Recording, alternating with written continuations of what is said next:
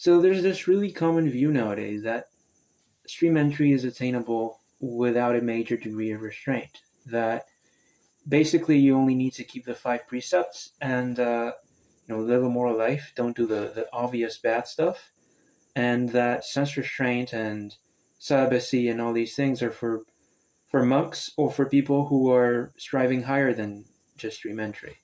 And the proof for that, supposedly, is that people in the suttas, these lay people, were getting the right view in the Buddha's time, despite the fact that they were clearly living with their spouses and enjoying their wealth and all that stuff. So, but what people fail to see is that there is a very big difference in terms of both what those people had that we don't have, and what something that we have that they don't have, which is not necessarily a good thing. It's even if you actually read carefully the descriptions that the suttas give of the wider context within which those attainments of the right view are happening for those people, you will see, first of all, that many of them had never met the Buddha, so they were talking to him for the first time. And second of all, they heard one discourse, and they got the right view after that. So, furthermore, you also see what is exactly the suttas themselves say. What is exactly the thing that allowed the insight of the Four Noble Truths to take root in their minds? And it's every single time it says the Buddha was giving them a talk on virtue, on the basic virtue, like living a moral life that leads to rewards in the next life and so on. And then he went on to describe the dangers of sensuality, like even of the next life, of anything that is like the danger, even in those heavenly rewards that you would get out of that, keeping the five precepts, for example. And then they say that when their minds were actually withdrawn, that they were free from hindrances, specifically, which mainly means sensual desire, then the Buddha went on to teach the Four Noble Truths, and then they understood it and became sotapannas. But the thing is, people fail to see specifically, and most importantly, what it means for the mind to be free from hindrances, as the suttas say. So, fundamentally, one of the main wrong views today is that your mind is free from hindrances when you happen not to be thinking about sensual objects at the moment, or you happen not to be angry or whatever. But the hindrances are much deeper than that. The hindrances are on the level of like your most fundamental state of being. So, to put it concisely, it's inconceivable for a person who has any sort of, even remotely, like a value, a view that sensuality is valuable, to be free from the hindrance of sensual desire, because that is what the hindrance of sensual desire is. Even if at the moment you are completely focused on your bodily sensations and you're not thinking, supposedly, if you are capable of valuing sensual objects, if they were to arise, regardless of whether they have arisen at the moment, your mind is not free from sensual desire at that moment. So the hindrance is still there, regardless of whatever special meditation pleasure you might be having, which, by the way, was not even a factor. Like, these meditation techniques were not even a factor in the procedure leading up to that attainment of the right view for those lay people back in the day. So they were not doing any of that at all, and neither there nor before, evidenced by the fact that many of them were following the views of other teachers who didn't even teach meditation. So the point I'm trying to make is the thing that actually withdraws your mind from the hindrances is actual dispassion towards sensuality. So for those people, since their minds were naturally, you could say, pure, they didn't need as much of a discrete, separate effort beforehand to really develop that dispassion to the point where their minds could really just see sensual pleasures for what they are, simply on account of hearing a discourse. But for most of us today, we're so far down the rabbit hole of sensuality that, even just years of practice is not necessarily enough. In fact, even becoming a monk is not even a guarantee that your mind will actually be withdrawn from sensuality, because the Buddha said in another sutta that, we'll try to link the relevant suttas in the comment section. He said that it doesn't matter like how many external observances a person might adhere to. Fundamentally, if internally there is still that value that I mentioned, that leaning towards the possibility of sensuality anytime in the future, even if it's in the next life, the mind is not free from sensual desire. And and because of that, it won't actually be able to give rise to true knowledge, simply on account of that. So he gave a simile that it's like two wet sticks that you try to use them to make a fire, but obviously because they're wet, you can't even light a spark with them. So you actually need to dry out the sticks first, and then you can light the fire. So lighting the fire in that case refers to the getting the right view, pretty much. So all that is just pointing to the fact that the mind needs to be internally dispassionate towards sensuality in order to actually understand the Dhamma, because basically the valuing of sensuality is like the coarsest, the most hindering way of not seeing the second noble truth. So everyone wants to be free from pain, and to the degree that they still regard sensuality as a potential solution to that problem, they're not seeing the second noble truth. It's that simple. So any attempt to see it, even hearing a discourse from the Buddha himself, won't really make a difference. So, but obviously, the argument that is made, and there's in fact another sutta where there's this layman who is already a stream enterer, and he's drinking. So he's breaking even the basic 5 precepts. And, the people were criticizing him, and the Buddha explained to them that, no, even though he's drinking, he's still a stream enterer, because he actually understood the Four Noble Truths. So obviously there is a truth in the sense that once you understand the Dhamma, you can afford to not be restrained. But the problem is that before that, if you allow yourself the possibility to not just engage but value sensuality, even if you're not engaging with it, for example, as a monk, you're limited from engaging with sensuality, but internally you can very much be valuing it. So if that value is not given up, you won't be able to get the right view, which means your non-restraint is something very different, like from what's happening internally, let's say, when a stream enterer is not restrained. So there is like a huge, immense difference between what's internally happening in a stream enterer when they say break the 5 precepts, and what's happening in a putujana who doesn't have the right view.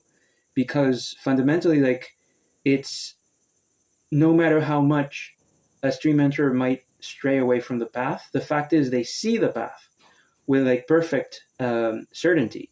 So they can reestablish that with which they acquired pretty much in a finger snap as an act of will. But for whenever a putujana engages with sensuality, what they're doing is essentially like sinking deeper in a hole that they already don't know how to get out of. So that's what's happening when somebody who doesn't have the right view, before having the right view, engages with sensuality. And there's actually another simile where the developed mind, let's say of a stream enterer, is compared to the great ocean, where if you were to dump even a big load of salt, it wouldn't really change anything. Whereas the undeveloped mind is like a little glass of water, where even just a bit of salt is going to make a very noticeable difference. So that salt is basically like the external, breaches of restraint that one might have. They are very polluting in the case of a putujana, but in the case of a stream enter, they might hardly make a difference. So expanding the mind up to that great ocean with the little glass of water that you start off with is done through saying no to your desires. It's not done through focusing on one object, which is basically taking you in the opposite direction, narrowing the mind down. And saying no to your desires expands the mind, because the only reason why you feel that impulse to say yes by default is because the mind is already tunnel visioned towards those things. It's already completely constricted. But obviously you don't even recognize that that doesn't have to be that way, because you've been living that way since forever. And then when you justify to yourself that you don't have to give it up, you're just justifying that little glass of water that you have and not going beyond that. There's even one sutta where the Buddha says that the cause for the 5 hindrances is misconduct of body, speech, and mind. You will never find a sutta saying that it's the inability to focus on one object. And the issue is not so much like the fact that let's say your virtue and your restraint is not perfect right off the bat. The main problem is the view that you don't have to be restrained.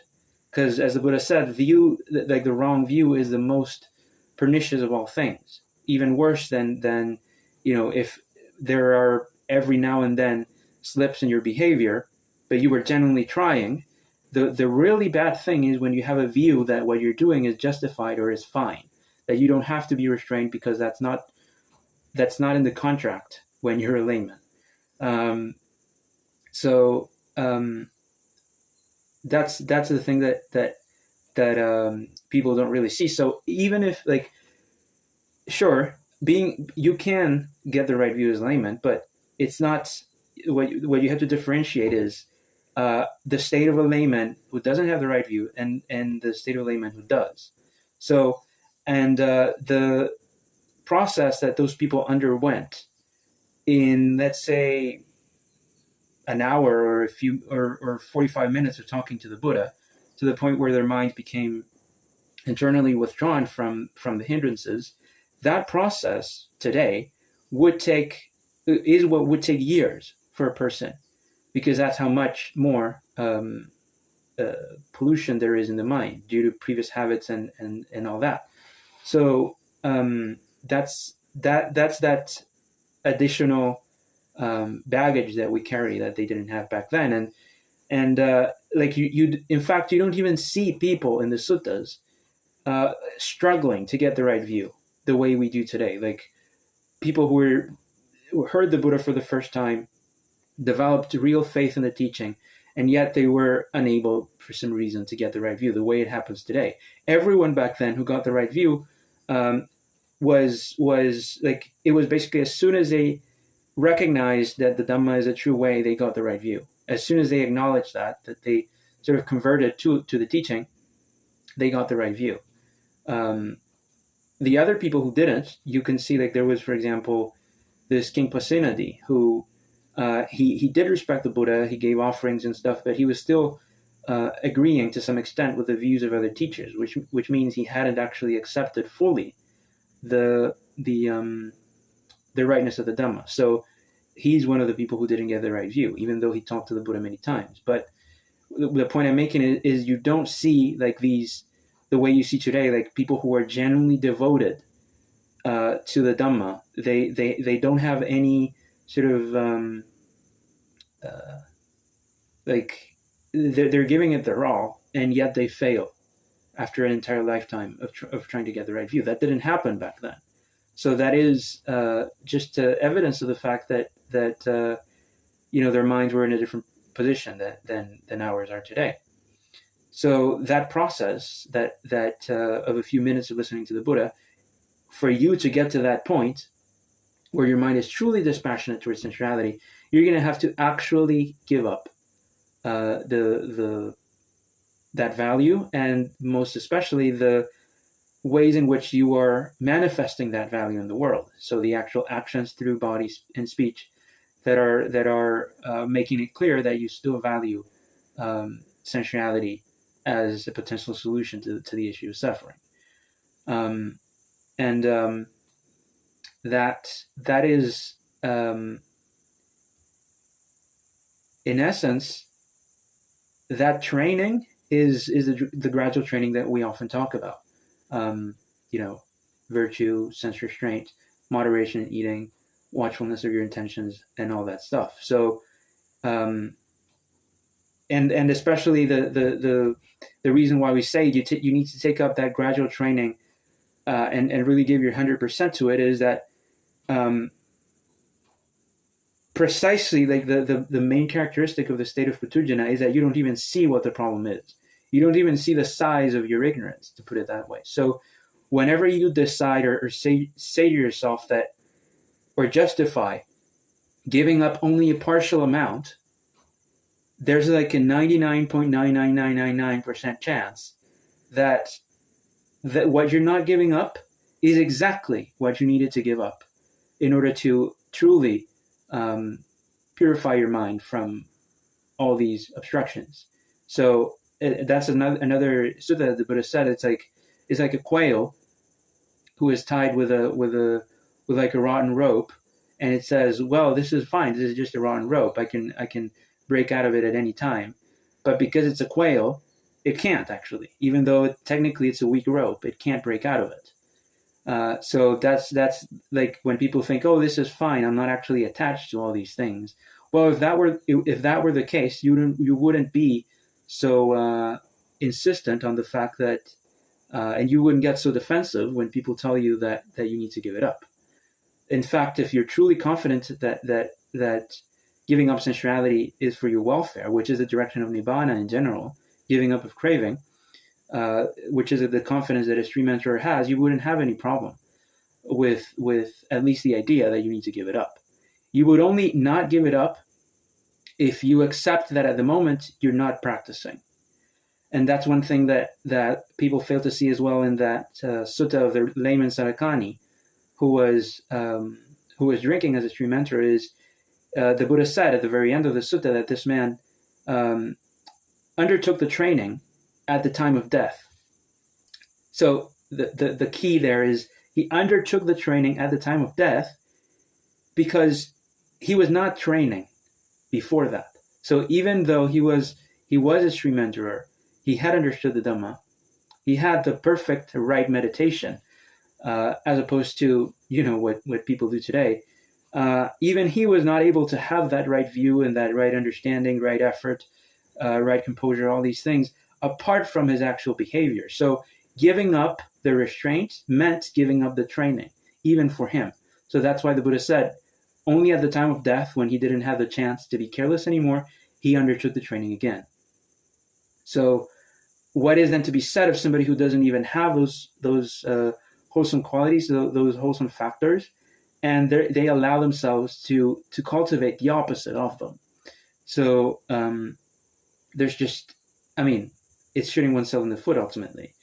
And the other thing to recognize as well is that the main characteristic of a stream enterer or any noble disciple, the Buddha listed the 5 faculties, and the first 2 of them are a sense of shame and fear of wrongdoing, hiriotapa in Pali. And what that means is not just towards random stuff, but towards unwholesome states. That's what the sutta says. So they have a sense of shame and fear of wrongdoing in regard to unwholesome states. So that is part of that big gap that I was talking about between when somebody who has a right view engages with sensual pleasures and distractions and somebody who doesn't, is that fundamental sense of shame is, or the lack of that sense of shame, because they don't know unwholesome as unwholesome fully, is what defines the engagement of the Putujana. It is a defining factor. So that's why you can't say that the enjoyment that a stream enterer has is the same as what a Putujana has, because that sense of shame is standing behind it all the time. So, because again, as I said, the view is the most pernicious thing of all. So when the Putujana is doing it, there is a view there that's not present in the stream enterer. So even the external actions are secondary to the fundamental view, and that view is abandoned only by getting the right view. So even though you might see a stream mentor externally seemingly doing the same stuff, internally it's not the same, because that if they were to actually like just stop for a moment and reflect on what they're actually doing and just snap out of it, they would immediately recognize that what they're doing is wrong. It would be impossible to have that justification of, no, look, I'm a layman, it's fine, it's this is what we do. No, it would be impossible for them to think that. So that's what needs to be seen. Like, as a Putujana, one has to tell oneself, I don't know what it even means to be free, temporarily free from sensual desire, which is what those people had at that moment. And if I had reached that state at any point in my practice, with all the amount of knowledge that we have and teaching that we've heard, I would have gotten the right view by that time. So you need to recognize that, like, if you really had gone to the point where those people were, you already got like 1,000 times more instruction that they did. So you should have the right view if at any point in time your mind was truly dispassionate towards sensuality. Evidently, this is one of the biggest pieces of evidence to show that whatever people usually regard today as jhana is not actually the real jhana that the Buddha was teaching, because the actual jhana is already way beyond the level of development that these people had, after which, they understood the Dhamma.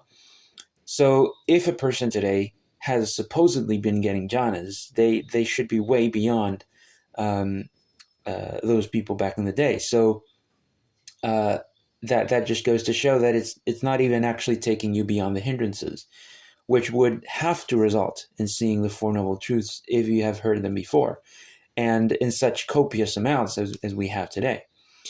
And you also see in the suttas that the lay people who were stream mentors and were still not fully celibate and so on, they were not getting jhanas. So it goes to show that, if it really were a matter of just applying some technique, then a stream mentor should be able to do it very easily.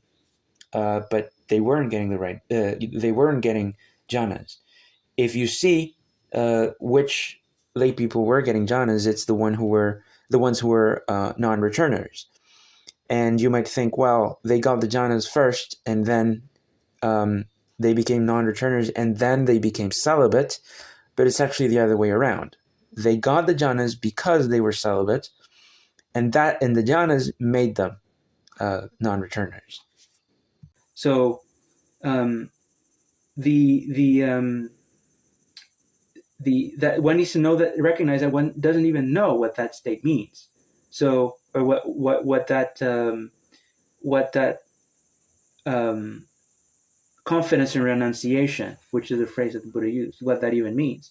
So any little sort of deviation from at least the idea you have, which is inaccurate, but it's all you have, any willing, like, volitional deviation from renunciation entails the risk that you will never reach that state. It's as simple as that. So you could pretty much say that your situation today, building up the gradual training in the course of years, but allowing yourself to delight and engage with sensuality and justify to yourself, is essentially the same as back in the day when those people were talking to the Buddha. If they were to allow themselves to have sensual thoughts, to regard as pleasant and agreeable that which he was saying right then and there, it's unsatisfactory and unbeneficial. So in both cases, the result would be that there would be no penetrative insight of the Four Noble Truths, despite the fact that it's the same teaching that you were hearing. And you will reach that state through actually, as we say, practicing gradual training. So it's emphatically not a result of a meditation technique, of a meditation retreat. Because, for example, you can go on a 10-day retreat and practice as hard as you can and be celibate and keep 300 precepts during that time. But if at any point in the future your mind is still looking forward to sensuality, then the hindrance of the actual hindrance of sensuality is not abandoned. So that's why we say it has to be taken for life. For life, I will not value sensuality. I will give up the idea that sensuality is worthwhile for the rest of my life. And then, on the basis of that, which you, like, that idea is not just abstract. You have to factually be implementing it and really showing that you actually believe that through your actions. So once that's fulfilled, and your life has been gone like in concordance with that view, then you can actually have a basis.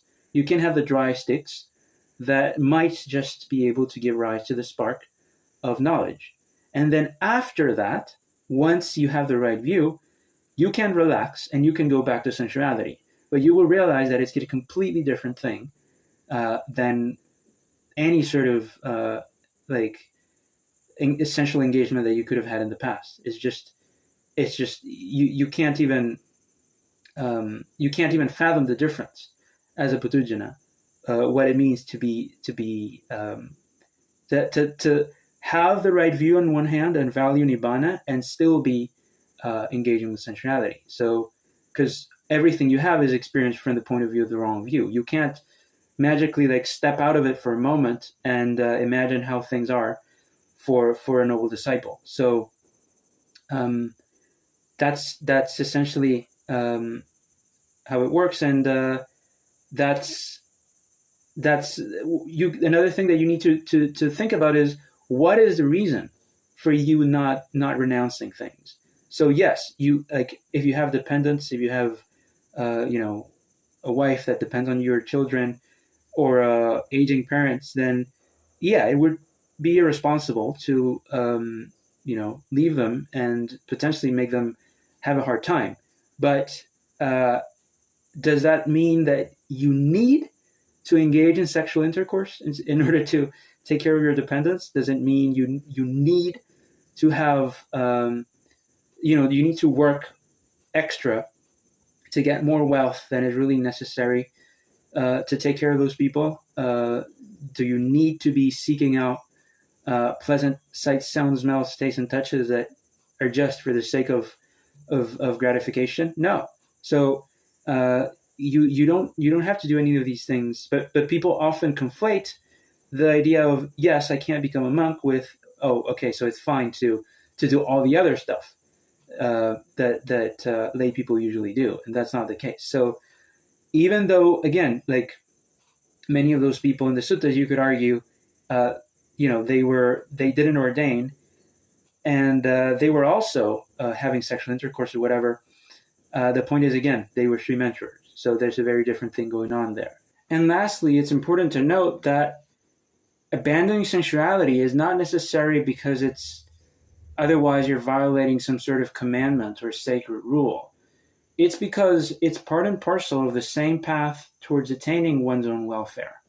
So if abandoning sensuality was not for the sake of one's own welfare, the Buddha wouldn't have instructed anyone to do it.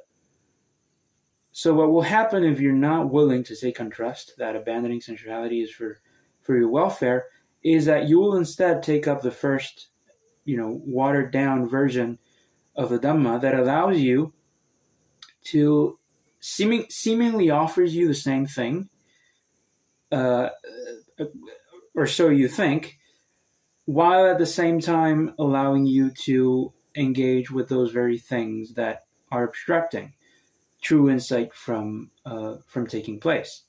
So the results of that are going to be, not the actual fundamental freedom that the Buddha was teaching. Like he said, it's the suffering that's left for a Sri mentor is like 7 grains of sand compared to the great mountain that was there before. It's just going to be some sort of management method that might make you feel like there are no grains of sand left at the moment. But so seemingly better, but in the end, it's only because you're ignoring that there's a great mountain behind you. That's why it always revolves around all that focusing and concentration. Ignoring the full truth, pretty much, in order to feel a relief. So it's in fact precisely because the actual understanding of the Dhamma frees you completely to the point where suffering can't even arise, even if you want it to arise, that these people were able to pretty much give up the training, like completely just get careless on the surface and go on with their lives as if nothing happened, because it's actually like applying to that core of your existence. Whereas what people teach today is just a management method that's going to wear away within a few weeks if you stop doing it. So that's why people are always afraid of giving it up. And it's just reinforcing that clinging to virtue and practices. So in the end, the results will speak for themselves.